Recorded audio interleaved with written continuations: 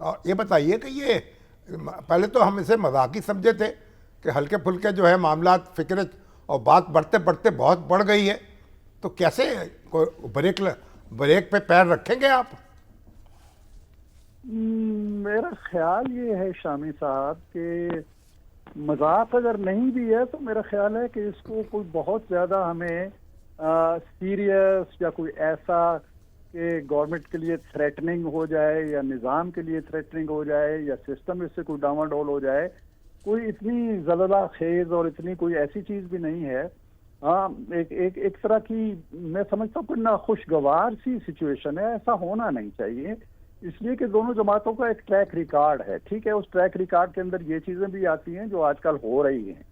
طنز و تشنیع بھی ہوتا رہا، ایک دوسرے پہ الزام بھی لگتے رہے، مار داڑ بھی ہوتی رہی، قید و بند بھی ہوتے رہے، لیکن بڑے درخشندہ ہمارے نقوش بھی ہیں۔ ہم نے میثاق جمہوریت کیا مل کے، 13ویں ترمیم کی، 14ویں ترمیم کی، 18ویں ترمیم کی، 26ویں ترمیم اور کی، جی 26ویں ترمیم کی، اور آخری۔ آج بھی جب یہ کہا جاتا ہے شامی صاحب کہ ہم حکومت کا حصہ نہیں ہیں، بالکل وہ حکومت کا حصہ نہیں ہے، وہ کابینہ کا حصہ نہیں ہے، لیکن وہ نظام کا حصہ ہیں،